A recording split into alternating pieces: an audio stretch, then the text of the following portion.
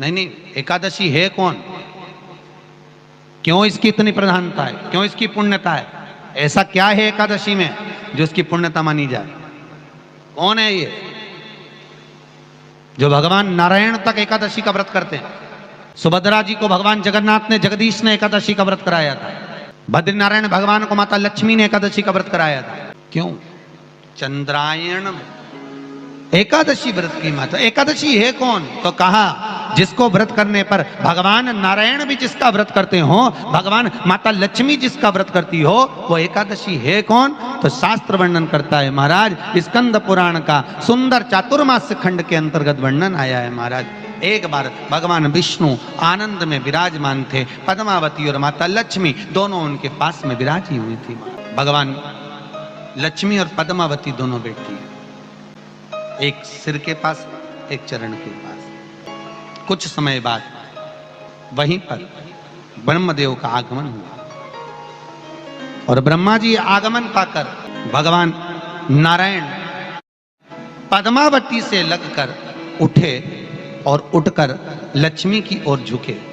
झुकने पर इन तीनों के समागम से भगवान नारायण के हृदय चित्त से एक कन्या प्रकट हो गई। उस कन्या का नाम एका था। क्या नाम था? एका। अब 10 उसके गुण इतने प्रबल थे, वो 10 गुण उसके बड़े प्रबल थे कि वो एका जिसको निहारती थी उसको संपदावान बना देती थी, जिसको देख लेती थी उसके जीवन में वो आनंद की अनुभूतियां करा देती थी। एका जिस मार्ग से जाती थी उस मार्ग के द्वार खोल देती थी। एका का पुण्य इतना पुण्य प्रखर। पद्मावती और लक्ष्मी ने कहा महाराज ये बेटी आपके द्वारा निर्मित हुई है, इसका कन्यादान करना चाहिए। हमारे यहाँ हिंदू धर्म में रीति है, जिस दिन कन्यादान करा जाता है उस दिन व्रत रखा जाता है। अब आजकल रखते कि नहीं रखते मालूम नहीं, और कन्यादान करते समय व्रत रखा जाता है। व्रत रखना, एका का कन्यादान करना है। भगवान बोले कन्यादान करें, किसको दें? एका किसको दी जाए? एका प्रदान किसको करी जाए? पुण्यता किसको दी जाए? भगवान नारायण ने उसी समय लक्ष्मी और पद्मा से पूछा, तुम एकादशी के दिन जब आप जल शंकर को चढ़ाने तो रोज ही जाते, जब एकादशी का दिन रहे और शंकर जी के मंदिर में आप जल समर्पित करें तो 3 बार मुख से स्वधा स्वधा स्वधा या स्वधा स्तोत्र का पाठ, जिसमें 12 श्लोक 2-4 हैं। पैसा तो आ रहा है पर घर में टिक नहीं रहा। डॉक्टर में, पुलिस में, एक्सीडेंट आदि में, कहीं गलत जगह पर व्यसन में अगर पैसा जा रहा है, जुए में, मांसाहार, मदिरा पान, या कहीं आया पैसा आने में कमी नहीं, आ रहा है पर टिक नहीं रहा, रुक नहीं रहा।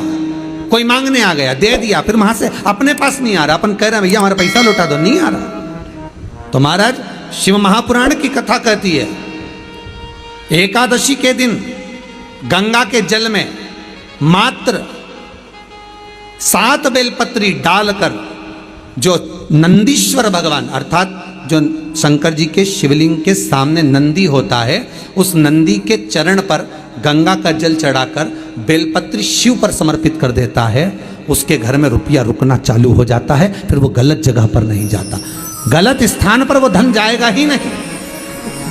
तूने समझा, मांग तुझे क्या चाहिए। एकादशी ने भगवान विष्णु से कहा, नाथ प्रभु वर दे दो, मृत्यु लोक में जो मनुष्य मेरा व्रत करेगा, चाहे जलचर, थलचर, वायुचर या सांसारिक मनुष्य, मेरा अगर एकादशी का व्रत करेगा, प्रभु उसके यहाँ धन धान्य वैभव सुख संपदा बढ़ेगी और उस जीवात्मा को नरक नहीं भोगना पड़ेगा, सीधे वैकुंठ का उसको वास मिलेगा। जब जीव आत्मा को लेकर चला जाएगा, यम के दूत जब बंदी बनाकर ले जा रहे होंगे उस जीवात्मा को जिसके प्राण छूटे होंगे, यम के दूत जब बंदी बनाकर ले जा रहे होंगे, तब मुझे वर दो कि मैं इसका हाथ पकड़कर बेतरनी से पार उतार कर सारे नरकों से निकालती हुई आपके धाम में लेकर आऊं।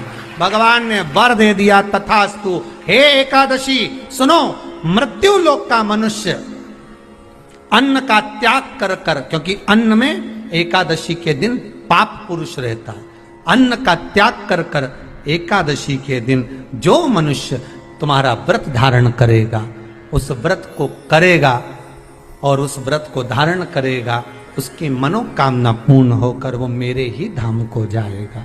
ये तो हुआ एकादशी के जन्म की कथा। एकादशी के दिन गंगा के जल में मात्र 7 बेलपत्री डालकर जो नंदीश्वर भगवान अर्थात जो शंकर जी के शिवलिंग के सामने नंदी होता है, उस नंदी के चरण पर गंगा का जल चढ़ाकर बेलपत्री शिव पर समर्पित कर देता है, उसके घर में रुपया रुकना चालू हो जाता है। फिर वो गलत जगह पर नहीं जाता, गलत स्थान पर वो धन जाएगा ही नहीं। बेटा अगर व्यसन में पड़ा हुआ है, मदिरा पान में पड़ा हुआ है, मांसाहार में, जुए आदि में जा रहा है, तुम्हें लग रहा है कि मेरा बेटा गलत मार्ग पर जा रहा है, ये मित्र दोस्ती गलत हो रही है, वो सही जगह पर आ जाए। करना है एकादशी।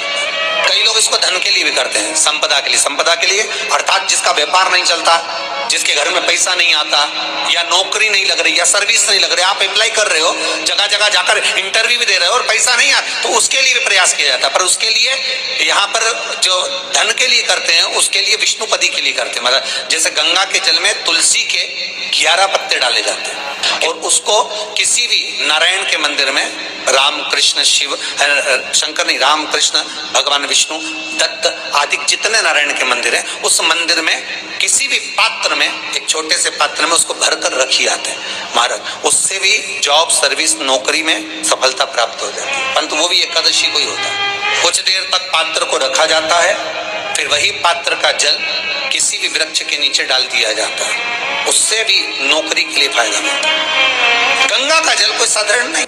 दशमी, एकादशी और द्वादशी, इन 3 तिथियों पर एक रोटी में थोड़ा सा मीठा रखकर सोमक पितृ का नाम लेकर यदि गाय को खिला दिया जाता है, तो अगर कोई पूर्वज प्रेत योनि में भी पड़ा हुआ होता है, भटक रहा होता है, जिसको पिंड नहीं मिला, जो अचानक मर गया होता है, अधोगति में चले गया होता है, उस जीव की मुक्ति दशमी, एकादशी और द्वादशी, 3 दिन सोमक पितृ का नाम लेकर रोटी में, पूड़ी में मीठा रखकर अगर गाय को खिला दिया जाता है ये 3 दिन तक, तो वो पितृ कभी भटकते नहीं है, उनको मुक्ति प्राप्त हो जाती है, मोक्ष में।